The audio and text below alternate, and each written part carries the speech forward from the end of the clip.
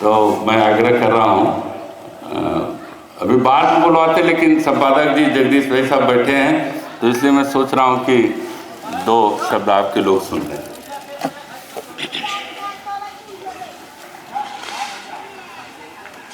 भाई राम जी राय के श्रद्धांजलि कार्यक्रम में उपस्थित समस्त सम्माननीय बंधुवर्ग,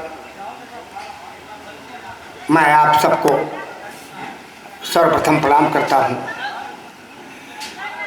और बाबा विश्वनाथ की ओर से निवेदन करता हूं कि आप भाई राम जी राय के परिवार से जुड़े हुए जितने भी लोग हैं उन्हें हम लोग अंदर से ईश्वर से कामना करें कि उन्हें शक्ति प्रदान करें और उनके शेष अधूरे कार्यों को पूरा करने में अपना सहयोग करें। भाई राम जी राय के विषय में भाई सूबेदार जी ने जो कहा वह सारी बातें भोजपुरी मिशन काशी की 80 की भाषा में अपनी बात इन्होंने कहा, अच्छा लगा। बीर बहादुर जी ने भी अपनी बात कही, लगभग इन लोगों ने संकेत कर दिया है और काशी का 80 की अड़ी जो है अपनी ज़मीन पर जीवंत हो गई है। भाई तुलसीदास ने तो विस्तार से उनके संपूर्ण स्वरूपों को सामने रखा और ढंग से इन्होंने अपनी श्रद्धांजलि अर्पित की, क्योंकि उन्होंने इस बात का भी आह्वान किया कि जो जहाँ है जैसे है वो जहाँ होंगे जैसे होंगे वे हम लोगों की बातचीत में हिस्सेदारी कर रहे होंगे। आत्मा सत्य होती है, निश्चय ही आप सारे लोगों की उनके प्रति इतनी आस्था है, तो धर्मेंद्र जी मनोज जी के घर परिवार में वह एन केन प्रकार मुझे ऐसा लगता है कि उन्हें पुनर्जन्म लेना पड़ेगा, क्योंकि राम जी राय जैसा व्यक्ति वह स्वर्ग में भी नहीं रह सकता सिवाय काशी में, और वो भी जो है धर्मेंद्र जी और मनोज जी के परिवार में उनका आगमन होना चाहिए, जैसी मैं कामना कर रहा हूँ। बाबा किनाराम की ओर से भी निवेदन कर रहा हूँ। देखें धर्मेंद्र जी कुछ ऐसे अवसर हुआ करते हैं, एक बहुत बड़े विद्वान थे, मंच पर वह केवल इतना ही बोल सके कि जब मैं लिखने बैठता हूँ तो एक अर्थ को अभिव्यक्त करने के लिए सैकड़ों शब्द आ जाते हैं और सारे शब्दों को ढकेलते ढकेलते फिर उनमें से अपने अर्थ की अभिव्यक्त के लिए मैं एक शब्द का चुनाव करता हूँ। और जब मंच पर मैं खड़ा हुआ हूँ बोलने के लिए तो मेरे बुलाते बुलाते भी एक को शब्द नहीं आ रहे हैं। एन केन प्रकार यही कहकर वह विद्वान महोदय मंच छोड़ दिए। वैसे ही बहुत संभाल के मैंने अपने को बचाया है, क्योंकि एक और देहरादून में मेरा 75वां वर्षगांठ मनाया जा रहा था। प्रातः जब हुई तो काशीनाथ जी का प्रथम टेलीफोन गया कि डॉक्टर कहाँ हैं। हमने कहा गुरुदेव देहरादून में। कहा मैं पढ़ रहा हूँ। हमने कहा वहाँ कैसे पहुँच गया। तो उन्होंने कहा देश दुनिया में छपा है। देश दुनिया पृष्ठ होता है, एक अखबार कौन था, जागरण था, हिंदुस्तान था, या हाँ वो उसमें निकला हुआ था। ऊपर मेरे सिर पर अमेरिका था, नीचे मैं था। अमेरिका बराबर ऊपर रहने का प्रयास करता है, मगर उसे एन केन प्रकार उसे बताना होगा कि नहीं, आदमी आदमी होता है। जात धर्म संप्रदाय नस्ल में बांट करके सबको अकिंचन बनाने का प्रयास मत करो, क्योंकि अपने टैरिफ से सबको सुदामा बनाना चाहता है और सभी लोग अपनी ज़मीन पर बने रहें। ऐसा नहीं, सावधान हो जाओ, क्योंकि विश्व एक हो जाएगा तो तुम खुद सुदामा हो जाओगे, भीख मांगने लगोगे। राम जी राय एक ऐसे व्यक्ति थे जो 1966-67 से मेरे साथ थे। हम ही लोगों ने पीजी कॉलेज गाजीपुर में लड़ करके डॉक्टर मोती सिंह के खिलाफ, वह पूरा बैच था 66-67 का, काशी विश्वविद्यालय से देवव्रत मजूमदार को बुलाया गया था। जो डॉक्टर मोदी सिंह अपने अनुशासन में चरम पर हुआ करते थे, वे मेरे भाई चचा थे, मेरे गांव के ही थे। उन्हीं के कारण हम दर्जन भर लोग पहुंचाए गए थे। लड़कर हम लोगों ने छात्र संघ बनवा दिया। वह उसी समय का छात्र संघ बना हुआ है। अपनी यात्रा में हम लोग आगे बढ़ते रहे। राम जी भाई उम्र में बड़े भी थे, खिलवाड़ी भी थे, तावदार भी थे। और एक समय ऐसा आया कि उनके गांव में संघर्ष हुआ। संघर्ष में काशी विद्यालय वह आ चुके थे, एमए प्रीवियस में प्रवेश ले चुके थे हिंदी में। हम लोगों की बाद में 1 साल बैक हो गए, 2 साल बैक हो गए। तो उनके गांव में कुछ झगड़ा हो रहा हुआ, संघर्ष हुआ। यादव में 2 पक्ष थे। एक पक्ष इनसे सलाह लेता रहता था, उसको सही राह दिखाते रहते थे, मगर वह उस दिन को ऐसा हुआ कि बिना इनके परामर्श के वह शांत रहने के बजाय वह गड़ासा चला दिया। विरोधी मर गया।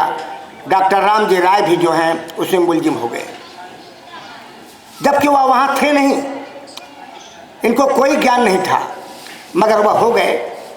हो जाने के बाद इनकी तात्कालिक बुद्धि ने काम किया कि मैं दोषी नहीं हूँ। आकर गुरुदेव डॉक्टर काशीनाथ सिंह से बतलाया। उन्होंने कहा गुरुदेव ऐसी ऐसी घटना हो गई है, मैं दोषी नहीं हूँ। उन्होंने कहा कोई बात नहीं है। और उस दिन के रजिस्टर में काशीनाथ जी ने वह उनको उपस्थित दिखला दिया। परिणाम यह हुआ कि उनको हाई कोर्ट तक जाना पड़ा काशीनाथ जी को, और उनकी गवाही पर बेदाग छूट गए, क्योंकि एक अध्यापक और एक चिकित्सक की बात न्यायालय ही मानता है, उसे नकार नहीं सकता। रामजी राय की सबसे बड़ी खूबी यह थी कि वह जिसके साथ थे उसके साथ थे, या तो इस पार या तो उस पार। वह बीच में जिंदगी जीना नहीं जानते थे। और यह बहुत कम लोगों को मालूम होगा कि उन्होंने चींटी भी नहीं मारा होगा। वह एकदम अहिंसक थे। गुरुद्वारा से लेकर के मस्जिद से लेकर मंदिर तक लेकर वह 80 पर जो नमाज अदा की जाती है मस्जिद में, वहाँ भी वह जाया करते थे और टोपी लगाकर उन लोगों के बीच में वह पूजा किया करते थे। उनके लिए हर जात धर्म संप्रदाय बराबर था। उनके लिए मंदिर मस्जिद गुरुद्वारा सब बराबर था। वह केवल अपने मन की शांति के लिए जहाँ भी चाहे वह माथा टेक दे और जिसको चाहे वह ठोकर मार दे, मगर वह अच्छी बातों को बराबर स्वीकार करते थे और वह हमेशा इस राय को लेकर चलते थे। आखिरी यात्रा में अशोक पांडे जी की माँ का तो उत्साह था। हम सारे लोग बैठे हुए थे एकजुट, 7-8 लोग, 10 लोग। वहाँ राम जी भी थे। तो हम लोग जब प्रसाद लेने चलने लगे, अशोक जी ने आकर सबको उठाया, कहा चलिए। मैंने कहा उठा, चला प्रसाद लेना। क्या हम तू चला हम आवाज़ हम कि चलिए न, प्रसाद है, मतलब उम्रदार हैं, ये जीवन का आखिरी यज्ञ होता है, इससे घृणा नहीं करनी चाहिए। कह रहे घृणा ना करती हम कि जब आप प्रसाद नहीं लेंगे तरोत्साह का, तो आपके तरोत्साह में कौन प्रसाद लेगा? तो धीरे से वो कह रहे हैं तुम हुआ ना, मतलब जैसे लगता है कि हम तो लेबे करेंगे और कोई ले या न ले। मैंने एक अद्भुत जीवन शैली जीने वाला व्यक्ति, एकदम फक्कड़, एकदम कंधे पर झोला, सामान तरीके से अपना जीवन जीने वाले, अपने ढंग से चलने वाले। एक बार एक घटना घट गई। 2003-4 में हमारा छोटा भाई जो है वह चुनाव लग गया था एमएलसी का। उसने पीला वस्त्र वगैरह चुना हम लोगों ने कि कोई पार्टी नहीं है तो सरस्वती का रंग है, उसको ले लिया। अब इसके बाद जालान जी के यहाँ से कपड़ा आया करता था, सारे कपड़े उन्होंने ही दिया था।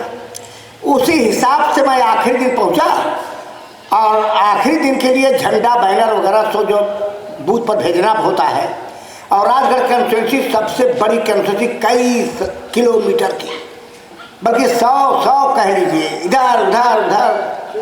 हम गए जालान जी के यहाँ ज्ञान वापी के पास। उन्होंने कहा, हमने वहाँ उनके आदमी थे, हमने कहा कि इतना मीटर भेज दीजिए। उसने गट्ठा उठवाया, कब भिजवा देता हूँ। तो एड्रेस उसको मालूम था, उन्होंने भिजवा दिया। आखिरी दिन जब झंडा बैनर वगैरह सब खुला, तब सबका सब केसरिया निकल गया। अब सारे के सारे लोग परेशान। जो कुछ मुसलमान थे 10-20 हजार 25 हजार वो अभी भाग गए, और हमारे छोटे भाई चौराहे पर खड़े हो गए। अब हम क्या करें, उसने विश्वास को धोखा दिया। राम जी कहले भाई ऐसा ऐसा बात है, क्या किया जाए? क्या चला मारवाड़ी सेवा संघ में आ जनरल माँ, क्या चल जाओ। खैर हम लोग वहाँ पहुँचे तो उन्होंने कहा हमारे यहाँ से आपने नहीं लिया, रसीद दिखाइए। दूसरे दिन हम लोगों ने रसीद दिखाया ले जाकर। तो जब रसीद दिखाया तो कहा कि ये रसीद हमारे यहाँ की नहीं है, केवल हम थे और राम जी राय थे। इसके बाद तो जो 80 की भाषा में सुभाषित बोलना चाहिए वह आधा घंटा 45 मिनट तक वह सुभाषित बोला गया। अब हम लोगों को क्या मालूम था कि जालान के ननिहाल का यहाँ DIG भी आए हुए हैं, जो रोज मारवाड़ी सेवा संघ में 80 पर कथा सुनने जाते हैं।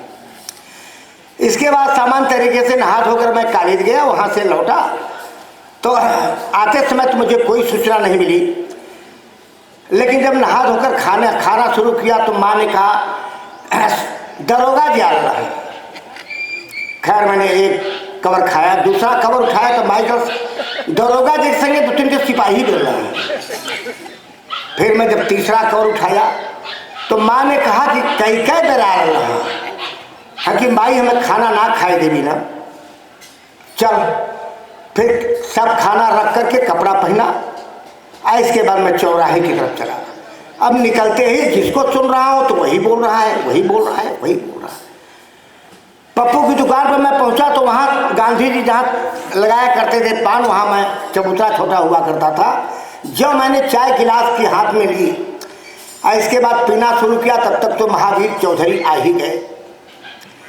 और आते ही दूसरी पटरी पर राम जी, राजकिशोर माने गांधी जी हैं, वह अशोक पांडे मैंने सब जो है मैंने वहाँ बैठे थे। हम इस पटरी पर, वो लोग उस पटरी पर, क्योंकि 80 समझ गया था कि आज जो है आनंद आएगा। अब हमको क्या मालूम, वहीं से मैंने ऐसे से वो देख रहे हैं, हम भी गर्दन हिला रहे हैं, चाय पी रहे हैं। जब चाय पीकर जब मैं गया दूसरी पटरी पर, क्या डॉक्टर साहब इस सवेरे से कह बेर दरोगा सिपाही भेज रहा, हम क्या आ रहा हूँ। जब मैं दूसरी पटरी पर पहुँचा तो महावीर चौधरी ने देखते ही कहा मैंने तुम्हारे यहाँ दरोगा भेजा था, तुम आए नहीं मेरे यहाँ। हमकी पहली बात दरोगा जी एक बात समझ लीजिए कि जो आदमी बेहद आपके निकट हो उसे तो आप तुम कह सकते हैं, मगर जो दूर कहा उसे आप कहना चाहिए। और तुम दरोगा दरोगी तुम चले आए यहाँ पर उस जलनवा के लिए, जो रामेश्वर गौशाला में गोकशी करवाने वाला, जो कारमाइकल लाइब्रेरी में पत्थर पूर्वा फेंकवाने वाला और वहाँ रजीद काटने वाला, रामचंद्र शुक्ल के उस भवन के बगल में खरीद करके पूर्वा पत्थर फेंकवाने वाला, ABC आर्ट गैलरी जहाँ कला साहित्य संस्कृत की बातें होती थी उसे जो है अपने नियंत्रण में लेने वाला, मारवाड़ी सेवा संघ पर जो है गरीबों का पैसा खिचड़ी और दलिया का पैसा बटोर करके और अपने घर में कपड़े की दुकान में लगाने वाला। अब कह करके हमने कहा तुम कैसे आए, कैसे भेजा। तब तक कई लोग बीच में आ गए, हमको धक्का देकर लोगों ने कहा आप किनारे चलिए। इसके बाद तो इतनी भीड़ हो गई 1500 की सड़क पर कि मुझे खड़ा होकर चिल्लाना पड़ा, मारना मत महावीर चौधरी को, जाने दो, धीरे धीरे जाने दो, निकल जाने दो, मारना मत। इसके बाद सवेरे अखबार में निकला और महावीर चौधरी जी जाने कहाँ यह थाना छोड़ के जा चुके थे। मैं नहीं जानता राम जी राय या हम सब हो जाते थे तो जैसे लगता था कि एक एक हम लोग 11 नहीं हुए हैं, एक मैं किनारे, एक राम जी किनारे, बीच में चाहे आप जितना जीरो भर लें लोग समाते चले जाएंगे और हम लोग जो हैं वह धुरंधर ढंग से जमाने के सामने खड़ा होने की ताकत रखते हैं। क्या करना है, वीर की मृत्यु जीवन में एक बार होती है, कायर रोज 100 बार मरा करता है। मैंने सुभाषित में एक बार पढ़ा था कि गौ की हत्या करने वाले, चोर और दुष्कर्म करने वाले व्यक्ति के लिए संतों ने प्रायश्चित का विधान किया है, लेकिन कृतज्ञ अर्थात उपकार न मानने वाले व्यक्ति के लिए प्रायश्चित का कोई विधान नहीं, अर्थात कृतज्ञ सबसे बड़ा पापी हुआ करता है। मैं नहीं जानता कि कहाँ से क्या हो रहा है, लेकिन अपनी जमीन पर मैं खड़ा हूँ। इसे मैंने 1968 में यह सुभाषित पढ़ा था।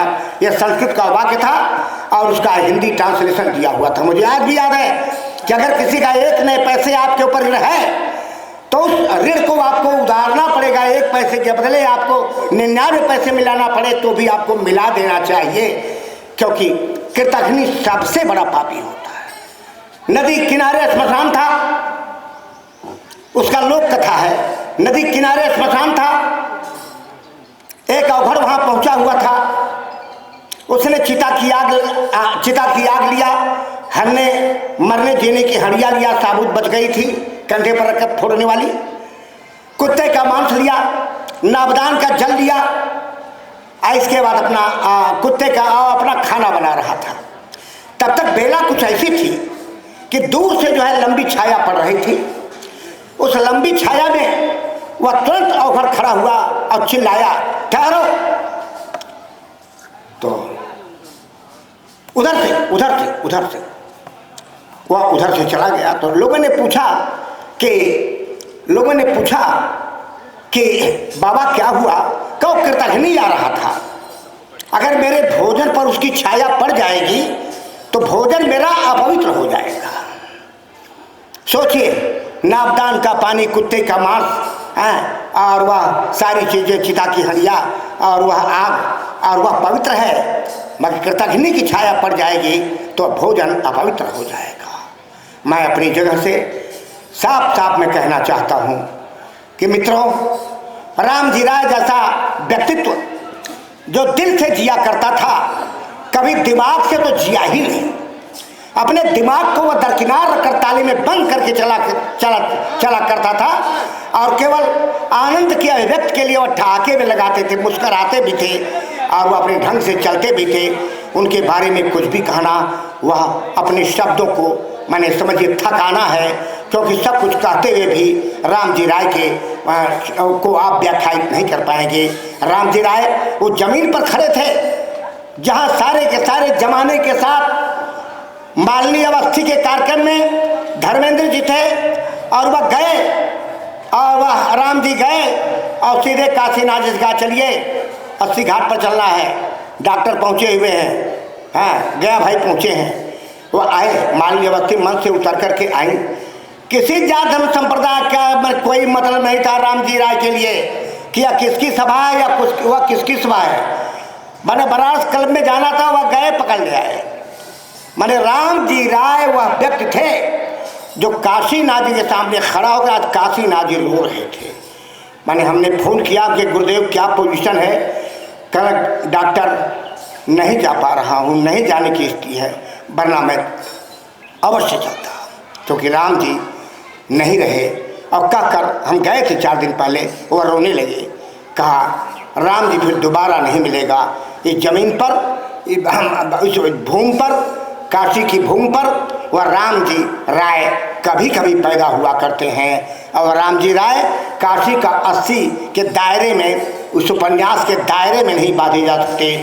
राम जी राय अपनी जमीन पर वह विराट थे, वह तो केवल वैसे ही एक बीज की तरह दिखलाई दे रहे थे धरती पर, जैसे बरगद का एक बीज होता है, वह छोटा सा एकदम बीज होता है, पीपल का एक बीज होता है, वैसे राम जी वह एक बीज की तरह केवल दिखाई दे रहे थे।